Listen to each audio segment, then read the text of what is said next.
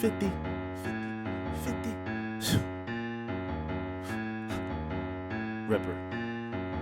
Ripper. I pop that shit in the booth. You talk that shit on computers. Press on the stick, that's a muter. Lil Haiti Films. Today we on set of The Bush. We're with the cast, with the producer, the gentleman that started the production, one of the actors. Opportunity to interview you. Can you tell us more about yourself? How you got into acting and what's your next move and what you're trying to do? So I originally started off doing music, but I've always had like a dramatic side to me as far as like, wanting to show off my personality, not so much as remain bunched up. And always watching movies, when I was younger, I would like watch the behind the scenes of how movies were made, and I would see like how people are like bringing their own personality to things and it's making it entertaining. So, I feel like that's how acting came about per se. But I think just being who I am and showing my character through any type of avenue is what I would like to do. Continue to keep doing it, inspiring people. Okay. Any plans as far as what's your next goals as far as acting? From this web series, I would definitely like to move on to something different. I've always had a goal to like being like an animated series or something like that. It would be nice to play a cartoon character, even be in a movie. It doesn't have to be like a huge Hollywood hit or anything like that. Just something that I could like be proud of, that I was a part of, and show that I've grown as an actor. Okay. You mentioned you took a trip to California. How was that experience in California? It was pretty cool. I didn't have a car or a place to stay, so I just walked around all day until like my flight. So I got to walk around different parts. I went to like Van Nuys, I was in Burbank, I was in Venice Beach. It was just a really cool culture shock just to see like how everything was. Even the weather, it was like the middle of November and everyone was out there with like sweaters and shorts. So it was just like pretty cool just to enjoy the scenery and get to meet people out there and see what it's like. Okay. Do you see yourself living in California? Possibly, yeah. I love to smoke weed, so definitely, that's a good environment for me. I could do it freely without people looking at me crazy.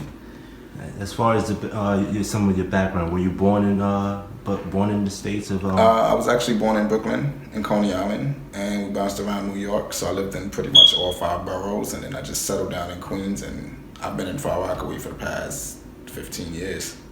Okay. Did you go to school for acting, or is this something No, that I was just naturally born with it. I just feel like if you give me an idea, I could use my creativity and make it pop. Okay. So for the ladies who, I know the ladies probably want to know, are you single? Do you have a special lady on the side, or? Hey man, there's no competition right now. Slots are open, but I'm just going with the vibes. So whatever fits. Appreciate it. Can you tell us, our viewers, your name and your Instagram? How can we follow you? Alright, so I go by the name of MC Reef. Y'all can check me out on Instagram, Team Reef 91. On SoundCloud, YouTube, search me up as MC Reef. Everything MC Reef. Appreciate it. Appreciate you, man. Thanks. Season 2 of The Bush, live on YouTube. Check it out. Lil Haiti Films. Today we're with the producer of the Bush web series, pay-per-view. Thank you for giving us the opportunity to interview us. Can you tell us about your background?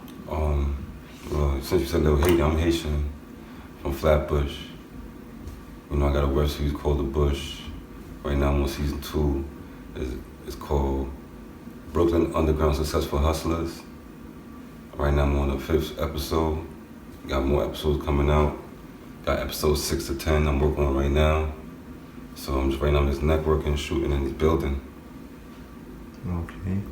We noticed the web series takes place in Flatbush. Do you plan on just keeping it in Flatbush or taking it to other places? Nah, it takes place more than Flatbush. It started off in Flatbush. Like you can see season 1. Season 1's called Betrayal, Unity, Shiesty, Humble. That's like 4 verbs that describe some of your human traits. And each character you see them go to Betrayal, Unity, Shiesty, and Humble.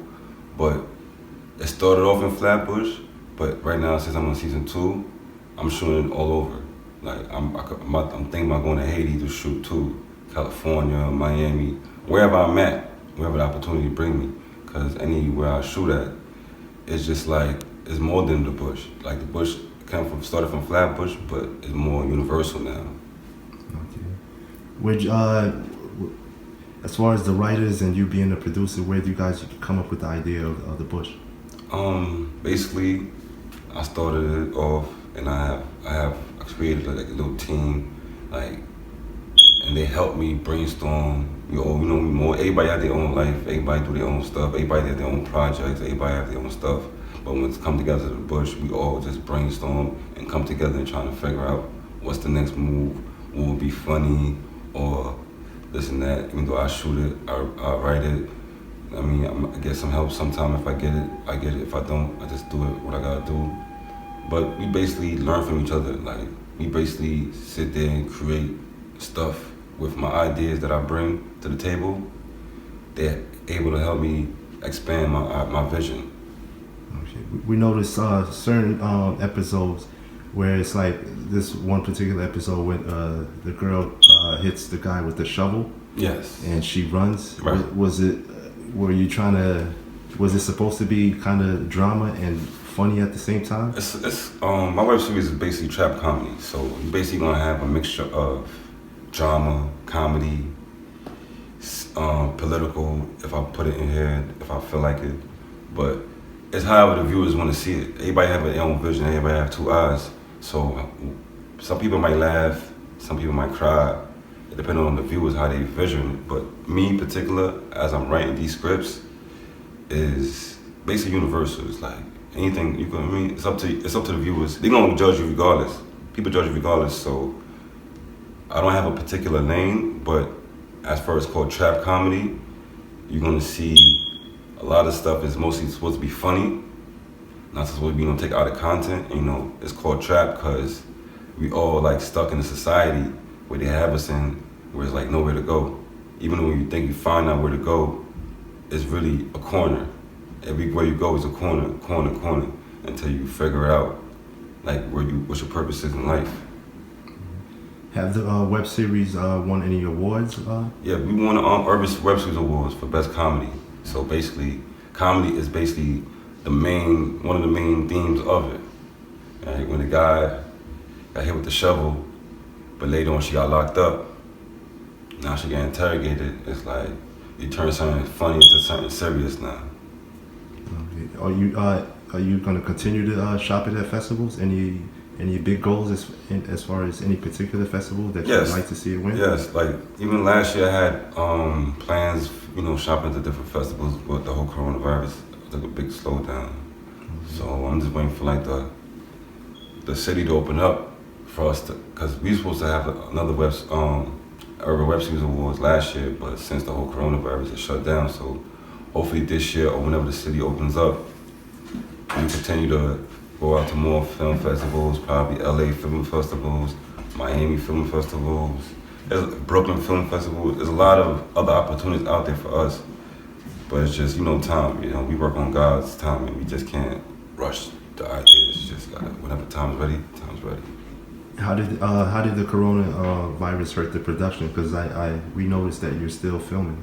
Oh yeah, it hurt and it helped in the same time. But as far as, like I said, God's vision, like you could want to do something, but you can't do what you want to do unless God let you do it. So to me, it ain't really hurt me because it's still God's plans regardless. Everything's already written. I'm just going along with the wave. But like as far as, I had a lot of plans for last year, but I think it's better that I kind of didn't pursue those plans and kind of took my time with my plans before I just rushed and give it out. So I think it probably helped. If anything, then it hurt. Okay. You mentioned you're also Haitian. Were you born in Haiti? Or? No, my parents were born in Haiti. Okay. Do you speak the language? Yes, I speak Creole. Lil Haiti Films. Today we have Rob with his clothing line and a soupe. Thank you for taking the time. Appreciate that. Can you tell us as far as where you're born, raised? Okay, I'm basically born, raised in Brooklyn, New York. I come from West Indian descent. Okay. What's the story behind the clothing line? Is it related to your background? What made you say, okay, today I'm gonna start a clothing line? Is it what's the personal meaning? What made you choose The Japanese culture. Japanese clothing? Basically, like I have like a weird style of like dressing, you could say. So, like I didn't realize like my style of dressing is like kind of a way how Japanese dress. I kind of realized that after learning their culture and also like learning just the way they do things, like I kind of incorporated their style without realizing it. So I basically used like my personal style and incorporated it with the clothing. Okay.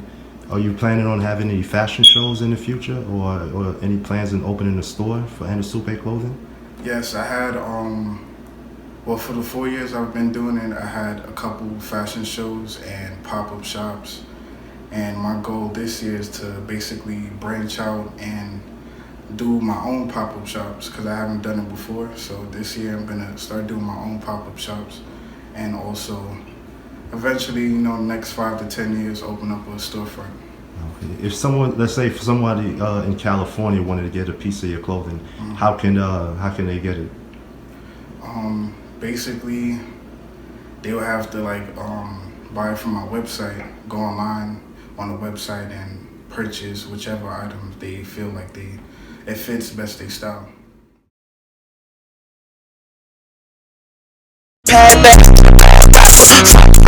Real trapper, fuck around, daggers like that.